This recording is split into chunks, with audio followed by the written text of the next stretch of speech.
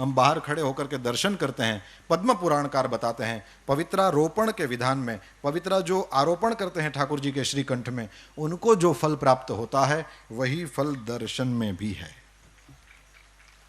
अब जो मेरे पास समय है उसमें मुझे जो मुख्य कहना था वो कहूँगा, तुलसी की महिमा सुनाऊंगा, क्योंकि तुलसी हमारे जीवन में हमारे साथ एकदम सटी हुई है और उसका हमको रोज काम पड़ता है, तो हम उसके साथ रहते हैं, इसलिए तुलसी जी की कुछ बातें आपको बताऊंगा। लिखा है शंकर भगवान के मुख से ये तुलसी महिमा बताई गई पद्म पुराण में। लिखा है कि तुलसी का महात्म्य भर सुन लेने से जन्म मृत्यु के चक्कर से हम छूट जाते हैं। जन्म से लेकर मृत्यु तक पर्यंत जितने भी पाप हुए हों केवल तुलसी महात्म्य सुनने से नष्ट हो जाते हैं। सुनिए, लिखा है तुलसी का पत्ता, फूल, मूल, शाखा, छाल, तना और मिट्टी आदि सभी पावन है। तुलसी संभवम सर्वम पावनम मृत्तिकादिकम। जो तुलसी काष्ठ का चंदन श्री कृष्ण को अर्पण करता और उनके श्री विग्रह में भक्ति पूर्वक लगाता है वो सदा श्री हरि के समीप रमण करता है। यही हरिचंदन है। तुलसी का काष्ठ भी चंदन काष्ठ की तरह घिसा जा सकता है, यही सर्वांगे हरिचंदनम है, इसी को हरिचंदन। तुलसी का काष्ठ इसमें घिस दो, हो गया हरिचंदन, या तुलसी का पत्ता उसमें घिस दिया, हो गया हरिचंदन। ये ठाकुर जी को धराया जाए। जो तुलसी काष्ठ की आग से, तुलसी की जो सूखी लकड़ियां हैं उसको ऐसे ही कचरा समझकर फेंक न दें, इसका भी उपयोग है। लिखा है जो तुलसी काष्ठ की आग से भगवान के लिए दीप जलाए, तो कान खोलकर सुनिए, उसको 10 करोड़ दीप दान का फल मिलता है। जो ब्राह्मण तुलसी काष्ठ की अग्नि में हवन करते हैं उन्हें एक एक सिक्त अर्थात भात के दाने में अथवा एक एक तिल में अग्निष्टोम यज्ञ का फल मिलता है, जिस यज्ञ के कुंड में तुलसी का एक छोटा सा काष्ठ डाल दिया जाए। फिर लिखा है तुलसी की लकड़ी की आंच से तैयार किए हुए नैवेद्य का थोड़ा सा भी अन्न भगवान केशव को अर्पण किया जाए तो वो मेरु के समान अन्नदान का फल देने वाला होता है। जो भगवान को तुलसी काष्ठ का धूप देता है, भगवान ने એટલે આપણે અગરબત્તી સળગાવીને મૂકી દેવાય ને, મેં ટ્રાય કરી લીધી બોલવું હતું એટલે પણ બુઝાઈ જાય, એટલે આપણે ઘી કે કંઈક લગાડીને કદાચ કરીએ તો રહેશે। લખ્યું છે कि जो भगवान को तुलसी काष्ठ का धूप देता है वह उसके फल स्वरूप 100 यज्ञानुष्ठान और 100 गौदान का फल प्राप्त करता है। केवल तुलसी काष्ठ का धूप, ये कचरा समझकर न फेंकें। आगे, जो मनुष्य अपने अंग में तुलसी की कीचड़ लगाकर श्री विष्णु का पूजन करता है उसे एक ही दिन में 100 दिनों के पूजन का फल प्राप्त होता है। ये सब कुछ गीता प्रेस से प्रकाशित पद्म पुराण में आप दर्शन कर सकते हैं। लिखा है तुलसी की जड़ की मिट्टी से स्नान करने से तीर्थ स्नान का फल मिलता है। जो तुलसी की नई मंजरी से भगवान की पूजा करता है वो जब तक सूर्य चंद्र है तब तक वो पुण्य भोगता है। तुलसी द्वारा पूजित होकर भगवान श्री हरि भयंकर उत्पातों, रोगों तथा अनेक दुर्निमित्तों का भी नाश कर डालते हैं। फिर लिखा है प्रतिदिन तुलसी दल से पूजा करेगा कोई व्यक्ति भगवान की तो वह धनवान होता है। तुलसी की मूर्ति संपूर्ण सिद्धियों को प्रदान करने वाली है। फिर लिखा है पार्वण श्राद्ध के अवसर पर श्रावण मास में तथा संक्रांति के दिन तुलसी का पौधा लगाना ये अत्यंत पुण्यदायी है। तुलसी की जड़ में ब्रह्मा जी रहते हैं, मध्य भाग में भगवान जनार्दन रहते हैं और मंजरी में रुद्रदेव का निवास है, इसलिए शायद मंजरी रुद्रदेव को चढ़ती है। जिस घर, गांव या वन में तुलसी का वृक्ष हो वहां जगदीश्वर श्री विष्णु प्रसन्न चित्त होकर निवास करते हैं। उस घर में दरिद्रता नहीं होती, वहां दुख भय रोग नहीं ठहरते। जहां तुलसी की सुगंध लेकर हवा चलती है वहां की 10 दिशाएं और 4 प्रकार के जीव पवित्र हो जाते हैं।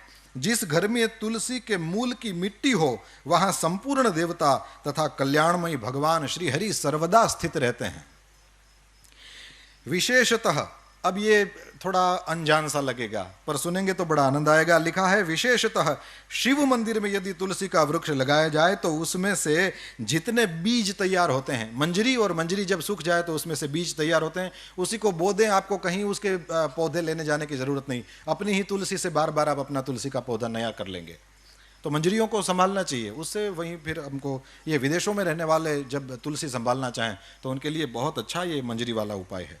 तो लिखा है कि शिव मंदिर में यदि तुलसी का वृक्ष लगाया जाए तो उसमें से जितने बीज तैयार होते हैं, फिर कान खोल के सुने, उतने ही युगों तक मनुष्य स्वर्गलोक में निवास करता है।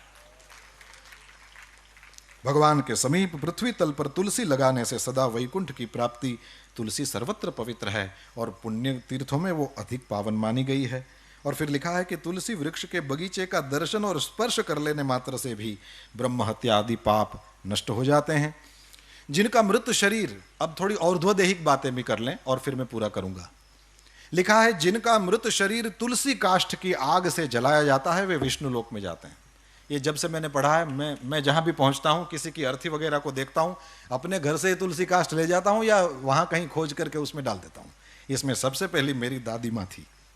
मैंने जब पढ़ा तो उसके बाद सबसे पहली जो भगवान के धाम में गई वो मेरी दादी थी, और मैंने उसी इस वचन को याद करके तुलसी काष्ठ कर दिया। मैंने कहा वह तो वैसे ही जाएगी, हवेली में जिंदगी भर ठाकुर जी की सेवा करने वाली क्यों वैकुंठ में नहीं जाएगी, वो तो यहाँ थी तब भी वैकुंठ में थी। तो ये करने जैसा है, ये हम कर सकते हैं, इसलिए मैं कह रहा हूं जिनका मृत शरीर तुलसी काष्ठ की आग से जलाया जाता है वे विष्णु लोक में जाते हैं। मृत व्यक्ति यदि व्यभिचार आदि किसी भी पाप से ग्रस्त हो, तुलसी काष्ठ की अग्नि से देह का संस्कार होगा तो वो शुद्ध हो जाएगा। लिखा है जिसकी मृत्यु के समय श्री हरि का कीर्तन स्मरण और तुलसी की लकड़ी से जिस शरीर का दाह किया जाए उसका पुनर्जन्म नहीं होता। आपको लगेगा कि इतने सारे तुलसी काष्ठ कहां से लाएं, क्योंकि मनुष्य शरीर के लिए तो ज्यादा चाहिए। तो यहां लिख दिया है यदि दाह संस्कार के समय अन्य लकड़ियों के भीतर एक भी तुलसी काष्ठ हो तो करोड़ों पापों से युक्त होने पर भी मनुष्य की मुक्ति हो जाती है।